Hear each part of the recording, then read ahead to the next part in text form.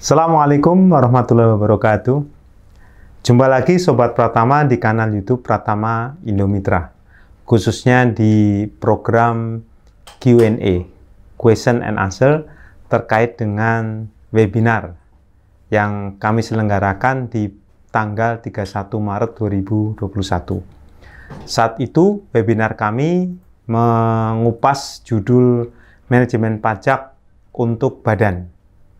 Jadi, manajemen pajak untuk badan ini sengaja kami gelontorkan, kami pakai sebagai topik bahasan di webinar setelah di tanggal 24 Maret 2021 saya membawakan topik manajemen pajak untuk orang pribadi. Jadi, mudah-mudahan momentum diskusi kita manajemen pajak badan itu tepat karena sekarang bulan April, berarti sebagian besar dari ibu bapak sedang mempersiapkan SPT PBH Badan. Agar SPT PBH Badan ini aman, ibu bapak harus memanage risiko-risiko pajaknya. Dan di kesempatan kali ini adalah sesi kedua dari Q&A. Sekarang saya akan masuk ke pertanyaan berikutnya. Sekarang pukul 9.51, Pak Romi Muharsa, masih Pak Romi nih, ada beberapa peserta yang bertanya beberapa kali ya. Selamat pagi Pak, izin bertanya. Usaha bengkel las dalam bentuk CV, cash flow masih di bawah 4,8, sebagian besar transaksi dalam bentuk cash. Tidak ada rekening bank atas nama perusahaan, belum ada bukti potong baik. Dan seberapa besar risiko untuk melaporkan badan? Nihil Pak. Selama ini belum ada bayar pajak badan final maupun ya kalau seberapa besar ya. Jadi kenapa? Kantor pajak bisa mendapati, coba kita lihat di sini. Usaha bengkel las dalam bentuk CV, cash flow masih di bawah 4,8, sebagian besar transaksi dalam bentuk cash, tidak ada rekening bank atas nama perusahaan, belum ada bukti. Yang jelas kan kalau sudah pakai CV, biasanya sudah NPWP itu. Ya, tapi kembali lagi ke masing-masing KPP ini Pak Romi ya, sejauh mana kantor pajak bisa mendeteksi transaksi CV ini. Itu ya.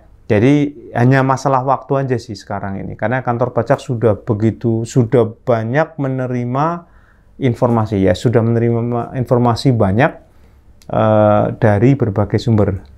Itu mengacu ke pasal 35 dan 35A Undang-Undang KUP. Jadi Dijen Pajak itu betul-betul menerima berbagai informasi dari ILAP, instansi pemerintah, lembaga, asosiasi, dan pihak lainnya. Demikian Pak Romi ya. Bu Yuwita, pukul 10.04 mengenai pembelian melalui Shopee, itu tidak ada PPN-nya. Faktur pajaknya di perusahaan saya hanya dicatat nama barangnya dan jumlah pembelian ke Shopee menggunakan nama Shopee. Seperti itu salah ya Pak. Yang jelas Shopee ini sebetulnya sudah ditetapkan sebagai pemungut PPN PMSE Bu. Jadi seharusnya Shopee ini nanti mungut PPN. Jadi harga yang di situ sudah termasuk PPN. Tinggal mekanismenya memang ya kalau ini kan bisa jadi pakai kayak faktur pajak ya. Tapi yang jelas Shopee sudah mungut PPN. Normalnya sih sebetulnya merchant ya, merchant yang harus memungut PPN. Cuman kan Dijen Pajak menetapkan PT yang mengelola Shopee ini sebagai pemungut PPN PMSI. Demikian Bu Yuwita ya. Ibu atau Bapak nih, Nirvani Tangalayuk. Ibu kali ya. Nama Nirvani. Selamat siang Pak. Saya ingin bertanya mengenai konsep perencanaan pajak. Apa sajakah tax planning yang dilakukan ketika kita ingin memulai sebuah usaha di dalam bidang badan usaha perusahaan? Wah, kalau ditanya kayak gini saya nggak bisa jawab Bu. Kenapa? Karena global. Sekali lagi, manajemen pajak itu praktek. Jadi harus langsung ke kasusnya. Kalau ditanya apa sajakah tax planning yang dilakukan, ya banyak. Itu aja jawaban saya. Karena harus lihat perusahaannya dulu. Dan dengan apakah tujuan dibuat rancangan dalam konteks hubungan tax planning itu sendiri. Sekian dan terima kasih. Terima kasih juga Bu, pertanyaan Ibu. Mohon maaf, saya tidak bisa menjawab secara detail karena Ibu global ya. Pertanyaan Ibu global, jawaban saya pun global. Apa saja tax planning? Pokoknya perencanaan pajak apa saja yang bisa menghemat pajak dan sesuai peraturan, gitu aja. Karena Ibu nggak menyebutkan badan usahanya apa, kasusnya apa. Sekali lagi, kalau bicara tax planning harus bicara kasus. Karena ini bicara ilmu manajemen dan pasti harus ke praktek. Demikian ya. Pak Belden, Bapak itu Ibu nih. Saya penyedia jasa platform sejenis Traveloka, Peggy, tapi e-commerce saya ini untuk jasa I.O. Jadi saya punya vendor hotel. Dia jual jasa venue di aplikasi saya. Ini let's say dia bikin harga 55 juta, include PPN untuk ke customer. Sebentar. Hotel itu nggak ada PPN ya. Dia pajak hotel, pajak daerah. Memang 10% juga. Mungkin yang dimaksud bukan PPN kali ya, pajak hotel. Jadi include 5 PPN untuk customer yang akan order di aplikasi ini. Dan saya cuma minta vendor saya ini hotel komisi 10% dari setiap transaksi yang terjadi. Dan yang jadi pertanyaan saya, revenue saya berarti dari komisi tersebut ya kan ya? Iya. Bapak sudah mencatat revenue dari komisi aja. Jika saya sudah PKP, apakah dari komisi tersebut saya harus kenakan PPN sebagai? Iya. Bapak Belden memungut PPN-nya bukan ke customer, tapi ke hotel. Karena Bapak menyerahkan jasanya ke hotel. Dari hukum perjanjian, Bapak nagih komisi ke hotel. Jadi Bapak mungut PPN kalau sudah PKP.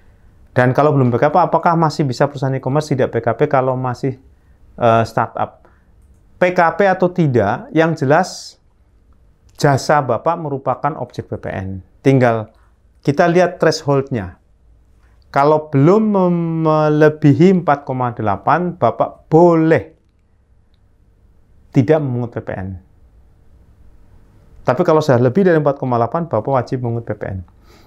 Oke. Terus apakah si vendor motong PPN 3? Iya. Si vendor berarti si hotel motong PPN 3 karena ada jasa kayak jasa perantara ya. Atau bisa juga ini PPh 23 mengacu pada PMK 141 2015, jadi jasa perantara. Atau penyediaan tempat ya untuk sarana iklan itu. Demikian Pak Belden ya. Pak Bernardus Dwi Pratikno. Siang Pak, izin bertanya untuk tahun 2020 atas perhitungan imbalan pasca kerja atau aktuaria, perhitungannya menggunakan yang baru atau masih yang lama ya? Perhitungan aktuaris itu sebentar, ini nggak ada isu pajaknya ya. Jadi gini Pak, perhitungan aktuaris itu dilakukan oleh aktuaris. Ya, perhitungan aktuaria itu dilakukan oleh aktuaris. Kemudian perhitungannya menggunakan yang baru atau yang lama, saya nggak bisa jawab karena itu ada di aktuaris, nggak ada kaitannya dengan pajak ya. Nah, silakan Bapak tanya ke perusahaan aktuaria. Yang jelas acuan akuntansinya ada di PSAK 24 imbalan kerja. Demikian. Jadi cerita sederhananya kan, saya sih melihat tidak ada perubahan ya, karena cerita sederhananya adalah si aktuaria ini kan akan memprediksi, memperkirakan kalau misalkan gaji sekarang, misalkan Pak Dwi ya, Pak Dwi gaji sekarang misal 10 juta, pensiun 30 tahun lagi, berarti diasumsikan kenaikan gaji 10 juta setiap tahunnya berapa, tingkat mortalitasnya berapa, nanti bisa didiskonto pesangonnya itu sesuai dengan undang-undang tenaga kerja, itu berapa, didiskonto ke sekarang, gitu. Metodenya sebenarnya nggak berubah. Demikian ya. Tapi Bapak bisa cek langsung ke aktuaria ya. Bu Cecilia Hendrawan, izin bertanya Pak Pri, untuk laporan SPT Badan dengan menggunakan CSV kurang bayar tidak dapat diinput NTPN yang mentok di ada solusinya Pak? Solusinya Bu Cecilia tanya ke AR. Kenapa? Kalau sudah bicara masalah software yang disediakan oleh DJP, saya angkat tangan. Yang tahu adalah yang pembuat ininya, pembuat sistem informasi, membuat ISPT. Jadi solusinya adalah Ibu tanya ke AR. Demikian ya. Jadi mohon maaf, kalau udah ngomong sistem informasi DJP, saya angkat tangan. Ya karena apakah masalah debug atau memang masalahnya belum terakomodasi, itu yang tahu persis adalah DJP. Teman-teman DJP juga belum tahu AR, karena apa? Yang tahu adalah orang yang nyusun yang ada di kantor pusat gitu. Ya. Ini kalau udah IT kayak gini. Jadi harus tanya yang buat. Pak Toto Wijayanto, Pak Pri untuk UMKM boleh pakai pasal 17 PPh tanpa pemberitahuan ke DJP? Ya, sebenarnya bukan. Kalau UMKM kan omset kurang dari 4,8 pakai pasal 31E ya. Jadi bukan pasal 17. Ya, memang kalau pakai pasal 17 atau sebenarnya 31E itu nggak perlu pemberitahuan. Pemberitahuan kalau memang kita ikut final. Demikian. Alexander Rafael, Pak Alexander ya. Apakah revenue masih desimasi sesuai laporan audit secara pajak bisa diukur sebagai pendapatan? Nah ini topik PSAK 72. Jadi hasil penelitian disertasi saya Pak menggunakan pendekatan wawancara. 3 orang yang saya wawancarai, yaitu Pak Yon Arsal, sekarang staf ahli Menteri Keuangan bidang kepatuhan, kemudian ada Dr. Samingun, beliau Kasubdit PKP, pokoknya masalah penerimaan ya, penerimaan dan kepatuhan. Kemudian Pak Wahyu Santosa, beliau Kasubdit PPH. Beliau sepakat bahwa undang-undang PPH kita masih pakai historical cost dan prinsip realisasi. Dan saya teliti juga memang menggunakan pendekatan historical cost counting, konsep realisasi. Dengan demikian, kalau estimasi pajak tidak mengakui. Tapi terus terang ini bisa dispute. Ya, sekarang saya pun diminta oleh IKPI untuk menyusun tanggapan atas draft perlakuan pajak yang disusun oleh IAI, Ikatan Akuntan Indonesia. Demikian Pak Rafael ya. Ibu Mawar, Pak Pri boleh tanya Omnibus Law Cipta Kerja terbaru PP 35 2021 pasal 15. Untuk kontrak karyawan, kalau selesai kontrak, perusahaan wajib membayar uang kompensasi paling sedikit 1 bulan. Apa kompensasi ini dianggap sebagai pesangon atau seperti THR? Kalau kompensasi, ya bukan pesangon, bukan pula THR. Ya ini imbalan aja. Imbalan kepada karyawan yang selesai kontrak. Ya bisa dianggap, nah istilah pesangon kan sebenarnya ada di Undang-Undang Tenaga Kerja ya. Nah tinggal sekarang kita mau memperlakukannya sebagai apa. Kalau memang dianggap sebagai pesangon, ya otomatis kena final. Saya sih melihatnya bukan pesangon ya. Tapi sekali lagi, di situ dinamakan apa? Soalnya pesangon dengan imbalannya itu beda-beda. Kalau pesangon ya pesangon. THR, THR. Bonus-bonus ya. Jadi kalau nggak disebut secara khusus di dalam peraturan perpajakan, ya berarti berlaku ketentuan umum. Artinya begini. Penghasilan itu, kembali lagi ke konsep penghasilannya. Penghasilan itu bisa dilihat dari pemberi dan penerima. Kalau melihat konteks ini, penghasilan bisa dilihat dari pemberi. Nah, penghasilan dari sisi pemberi itu dikenain pajak dengan cara withholding tax.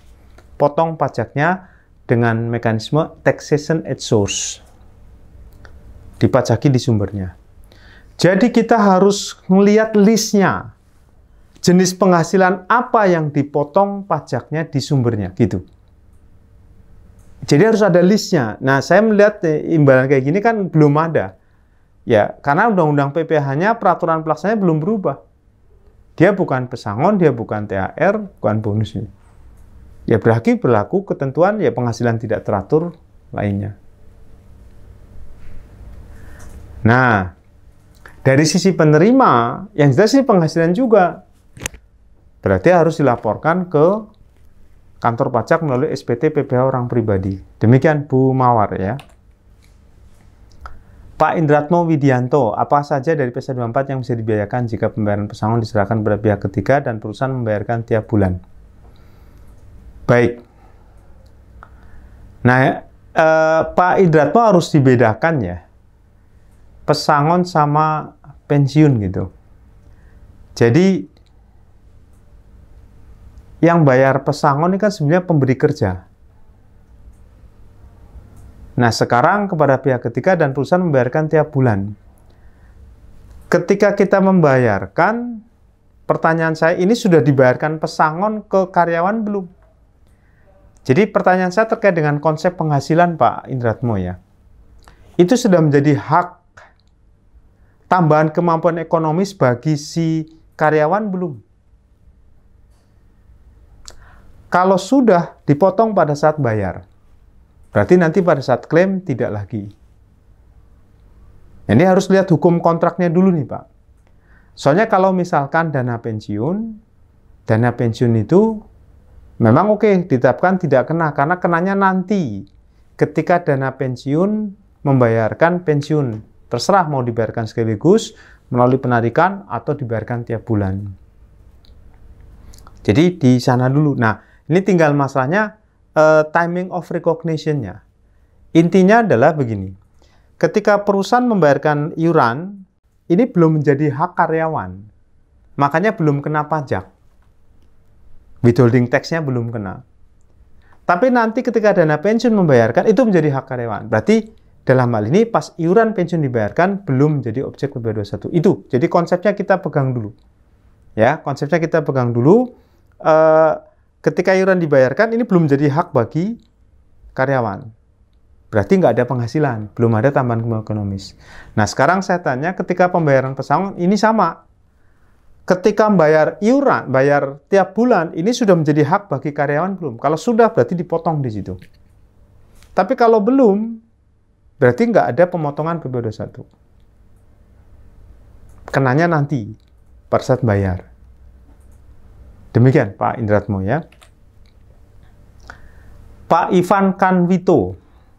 Pak Pri mau tanya untuk nota retur pajak yang tidak diinput di e-faktur, tapi secara laporan keuangan diakui sehingga evaluasi pendapatan antara e-faktur tidak sama dengan pendapatan di laporan keuangan. Saya bingung Pak, karena ada yang bilang harus dikonfis retur penjualan sebesar nota retur pajak yang tidak diinput di e-faktur, tapi ada yang bilang tidak usah dikonfis. Pak Ivan ya, nota retur pajak yang tidak diinput di e-faktur otomatis tidak dianggap sebagai retur. Kantor pajak akan pegang ini. Karena nggak muncul di e-faktur. Itu. Nah, jadi yang benar yang mana? Kantor pajak akan pegang nota returnya nggak di ini. Nah, kalau udah kayak gini, ya Bapak bisa melihat kan, ketika kantor pajak pegang nota returnya nggak ada, ya kantor pajak cari yang menguntungkan dong. Sebetulnya kantor pajak bisa juga pegang PPh-nya. Berarti ada retur. Nah, tapi kan masalah di SPT PPh-nya yang dilaporkan kantor pajak itu nggak ada retur. Nah, ini kantor pajak punya data yang berbeda. Ya, kantor pajak cari yang menguntungkan. Yang menguntungkan tidak ada nota retur. Kenapa? Penjualannya lebih tinggi. Kalau pajak masukan, kalau nota returnya terkait dengan pajak masukan, berarti pajak masukannya tinggi. Jadi ini tergantung. Ya memang Bapak bingung karena kantor pajak punya dua persepsi. Yang dipilih adalah PPh badannya yang benar atau SPT PPh-nya. Ya karena Pak Ivan sendiri memberikan informasi yang berbeda. Ya kantor pajak akan pilih mana yang menguntungkan. Ya kantor pajak disodori dua data berbeda. Ya saya ambil yang menguntungkan untuk negara. Ah gitu. Makanya dispute di sini. Ya. Oke, saya nggak ya. Dua-duanya bisa betul karena apa? Ya yang mau dipegang mana? PPh-nya atau PPN-nya. Berarti yang betul ya kembali ke si Pak Ivan-nya, ke Pak Ivan ini. Perusahaannya yang benar mana? Kalau nota retur ya harus di sana dong. Soalnya kantor pajak disodorin dua informasi yang berbeda. Demikian Pak. Bu Indah Permatasari. Selamat siang Pak Pri. Jika transaksi perusahaan konstruksi 2020 adalah PPh final, di tahun 2020 ada penyewaan ekskavator dan penjualan unit barang material konstruksi. Di tahun SPT Badan 2020 jika ada penghasilan non final, apakah ada angsuran PO25 untuk tahun depan? Jika ada, apakah untuk tahun depan 2021 tidak menyebabkan PO Badan lebih bayar? Penyewaan ekskavator tahun 2020 jika ada penghasilan final, apakah ada angsuran 25? Iya, ada angsuran 25. Ya, kalau baru pertama kali ya berarti dihitung pajaknya per bulan, kemudian store ke kas negara. Nanti itu menjadi 25, baru nanti bisa lebih bayar, bisa. Itu ya. Jadi ini PPh 25 untuk awal tahun ya, awal periode biasanya karena nggak ada basis SPT yang lalu, ya berarti dari masa berjalan. Demikian. Pak Edward, jika biaya yang kita bebankan tidak dipotong PPh dan kita koreksi SPT, apakah ini menghilangkan kewajiban? Oh, kewajiban pemotongan nggak ada kaitannya dengan koreksi, Pak. Dasar hukumnya apa? Nah, tadi penghasilan itu bisa dilihat dari penerima atau pemberi. Kalau dari sisi pemberi, kantor pajak akan buat list mana penghasilan yang akan dipotong. Jika tidak ada di dalam list, nggak perlu ada pemotongan. Tapi kalau ada penghasilan yang masuk di list, itu dipotong. Dan itu tidak serta-merta hilang gara-gara dikoreksi fiskal. Jadi ini konteksnya berbeda. Kalau koreksi SCPT itu kaitannya dengan penerima. Tapi kalau kewajiban pemotongan ada dari sisi pemberi. Jadi nggak bisa dikaitkan, Pak. Konteksnya beda. Demikian. Ini kewajiban pemotong, sementara kewajiban penerima melaporkan kembali. Pak Eko Mardianto, Pak Pri, mohon dijelaskan terkait jasa konstruksi PPH pasal 4 ayat 2. Apa pengertian jasa konstruksi secara luas? Pak Eko, Bapak bisa rujuk ke Undang-Undang Nomor 2 tahun 2017 ya. Yang jelas dari sisi pajak, Bapak bisa rujuk ke PP Nomor 51 2008 dan PP 40 2009.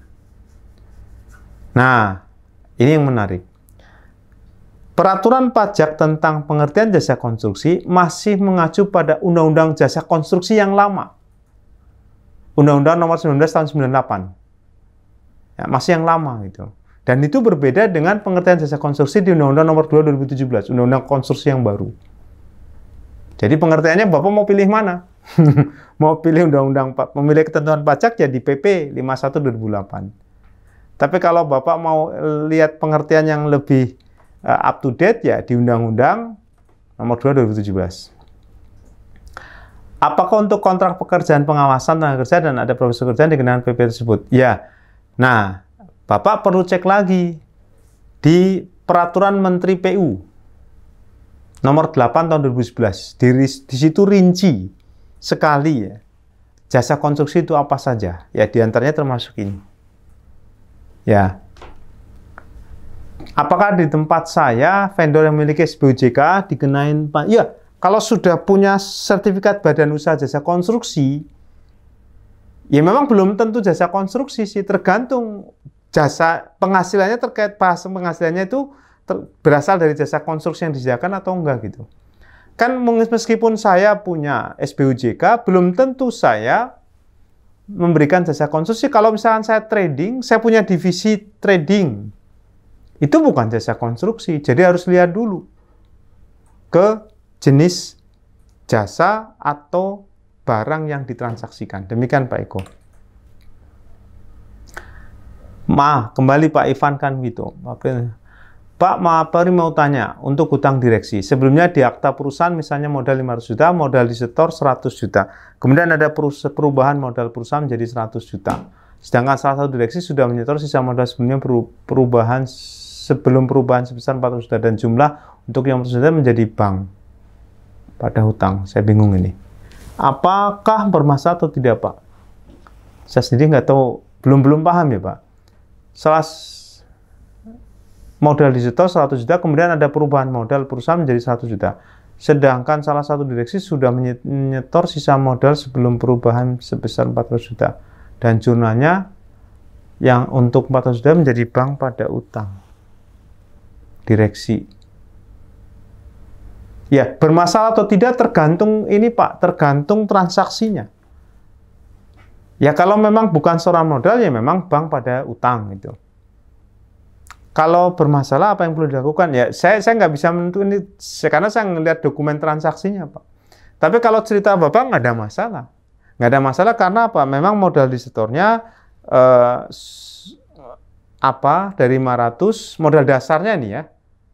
Modal dasar 500, modal disetor 100, kemudian ada perubahan modal.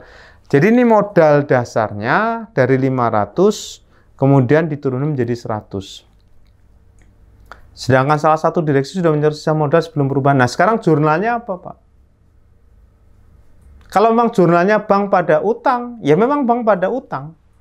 Tergantung kesepakatan antara direksi dan si perusahaan itu. Kalau memang itu bukan bagian setoran modal, berarti memang perusahaan akan mencatat bank pada utang.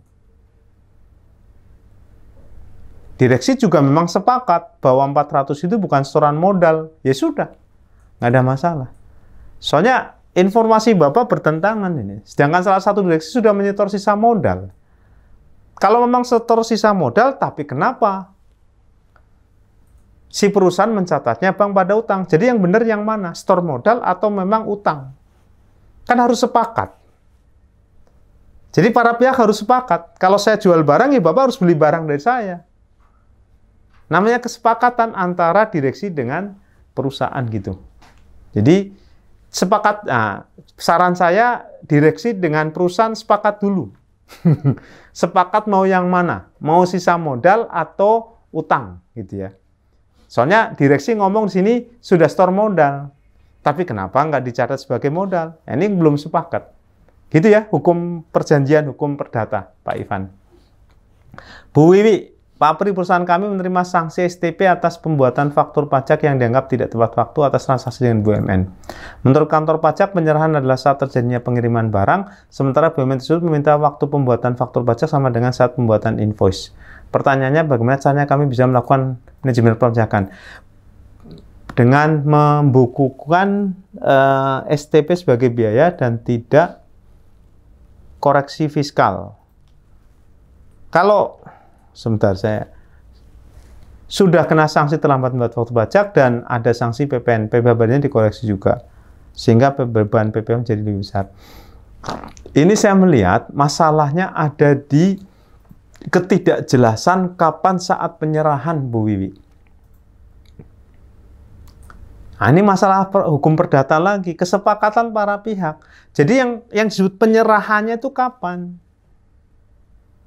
Makanya ke depan, Ibu Bapak ya, Sobat Pratama termasuk Bu Wiwi, ini harus dituliskan kapan penyerahan. Ini kantor pajak langsung mengasumsikan terjadi pengiriman barang, padahal belum tentu. Kembali lagi tergantung kesepakatan. Dan ini nggak jelas. Karena apa? Kantor pajak menafsirkannya pada saat pengiriman barang, sementara BUMN minta pembuatan faktur pajak sama dengan saat pembuatan invoice. Pertanyaan saya, mintanya tertulis atau lisan gitu. Nah, ini contoh ketidaklengkapan informasi di kontrak menyebabkan ambigu, penafsiran berbeda. Kantor pajak menganggap pada saat pengiriman, BUMN kita menganggap pada saat pembuatan invoice. Ya, manajemen pajaknya dikembalikan dulu. Ini masalah di beda keyakinan. Kantor pajak yakin saat penyerahannya saat barang keluar. Nah, surat jalan belum mengakibatkan penyerahan kalau memang kesepakatannya jelas. Kan bisa FOB destination, bisa FOB shipping point, bisa juga penyerahannya setelah berita acara, serah terima BIST. Ya, asal ada sepakatan dan jelas, tidak dispute, tidak ambigu, kantor pajak akan membaca dan memahami hal yang sama dengan apa yang kita maui. Demikian. Oke, demikian Bu Wiwi ya. Bu Dwi S, Bu Dwi Sundari kali ya. Pak Presiden bertanya, bagaimana pembukaan konsolidasi untuk perusahaan yang punya cabang di area Batam? Mengingat omset di cabang tidak terkena PPN dan DHO terutang PPN atas omsetnya. Bu Dwi, PPN itu terutang di place of supply-nya. Nah, sekarang place of supply-nya di mana? Di Batam atau di Jakarta gitu. Jadi PPN tidak mengenal, ya memang mungkin karena kasus ibu ini sentralisasi PPN ya. Sentralisasi PPN kan sebenarnya hanya masalah teknis pelaporan, administrasi pelaporan. Jadi ibu harus bisa memisahkan place of supply Batam sama place of supply di luar Batam. Nah, sentralisasi ini kan Budi Sundari mungkin dari Garuda atau Citylink ya. Nah, ini harus melihat place of supply-nya. Jadi PPN melihat ke sana, tempat penyerahannya ada di mana. Kalau tempat penyerahannya ada di Batam, berarti tidak terutang PPN. Memang pelaporannya menggunakan pendekatan sentralisasi. Tapi konsep dasarnya sentralisasi.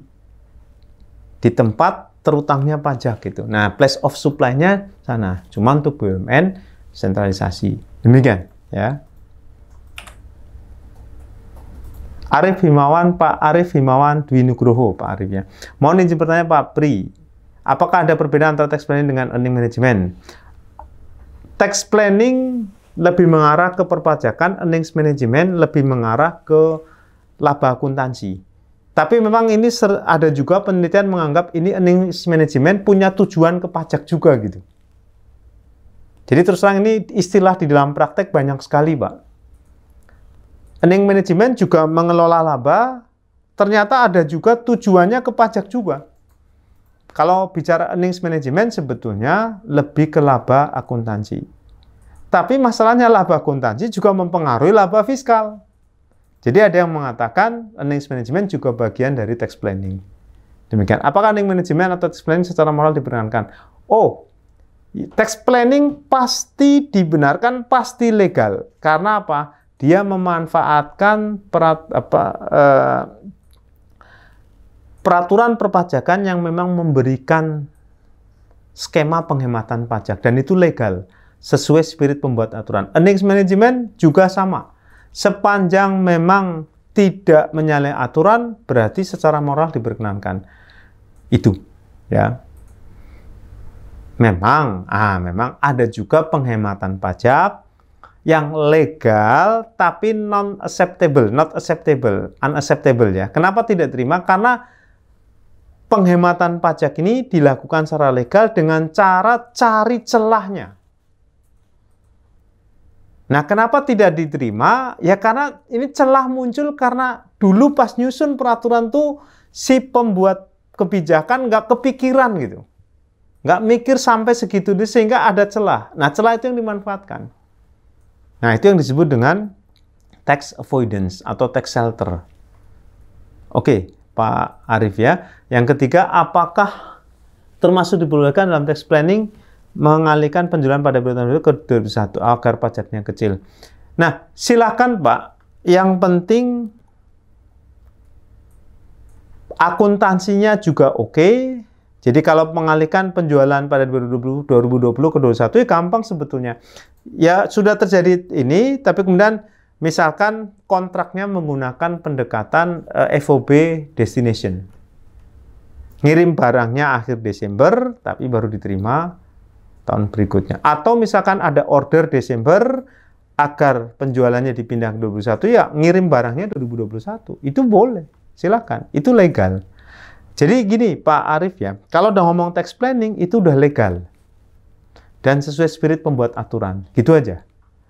Kalau yang legal tidak sesuai spirit, itu namanya tax avoidance. Bapak bisa cek lagi ya di makalah yang saya bawakan di webinar 31 Maret 2020.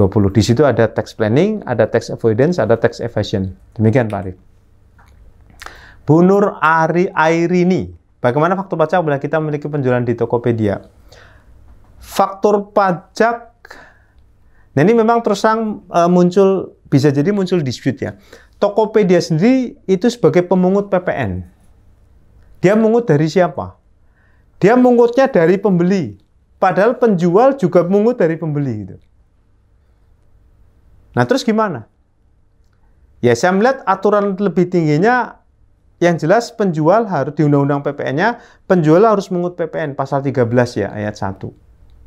Kalau itu yang dipakai berarti si Tokopedia nggak mengut PPN lagi tuh. Tapi nanti bisa bermasalah di Tokopedia. Nah ini kembali lagi, ada aturan yang bedrock. Penjual juga harus mengut kepada customer, Tokopedia juga harus mengut pada customer karena dia ditunjuk sebagai pemungut PPN PMSE. Oke, kalau dibenturin aturan, ya yang mengut siapa? Ya penjual. Merchantnya. Demikian, Bu Nur Airini. Adi Satya Gunadi, Pak Adi Satya Gunadi. Izin bertanya, karyawan asing kerja di Indonesia tidak punya KIMS. Apakah dipotong 26 atau 21? Nah, yang dilihat bukan masalah KIMS, Pak. Yang dilihat adalah dia stay di Indonesia lebih dari 183 hari atau enggak. Secara fisik. Kalau dia stay, berarti kena pajak di Indonesia, kena pasal 21. Kalau kurang dari 183 hari, kena pajak di Indonesia, pakai 26. Demikian. Ibu Bapak, ini adalah pertanyaan terakhir dari sesi 2 Q&A. Jadi, ini masih ada lagi ya? Masih ada lagi satu sesi untuk Q&A. Untuk sementara, ya saya akhiri dulu sesi 2 Q&A terkait dengan webinar tanggal 31 Maret 2021 yang berjudul Manajemen Pajak untuk Badan. Jadi tunggu sesi ketiga video kami untuk Q&A. Dan juga Ibu Bapak yang pertanyaan Ibu Bapak belum terjawab, jangan khawatir, bisa jadi masuk ke dalam Q&A sesi ketiga. Webinar tanggal 31 Maret 2021. Silakan Ibu Bapak share jika informasi ini bermanfaat bagi Ibu Bapak dan juga bisa bermanfaat bagi kolega Ibu Bapak, monggo. Kemudian Ibu Bapak yang belum sempat subscribe, silahkan subscribe channel kami agar kami bisa lebih semangat lagi memberikan konten-konten video yang bermanfaat. Ini tidak lain dari spirit hidup yang saya terapkan di saya sendiri dan juga saya share ke teman-teman di kantor. Khairunas anfa'unas. Baik manusia adalah yang bermanfaat bagi sesama. In ahsantum ahsantum li anfusikum wa in asatum falaha. Jika kamu berbuat baik, kebaikan akan kembali kamu. Jika kamu berbuat buruk, keburukan kembali ke kita sendiri, ke kamu sendiri. Nah, ini dalil di Al-Qur'an surat Al-Isra ayat 17. 7 atau 17 ya, saya lupa. 7 kayaknya. Demikian, kurang lebihnya mohon maaf, mudah-mudahan bermanfaat. Assalamualaikum warahmatullahi wabarakatuh.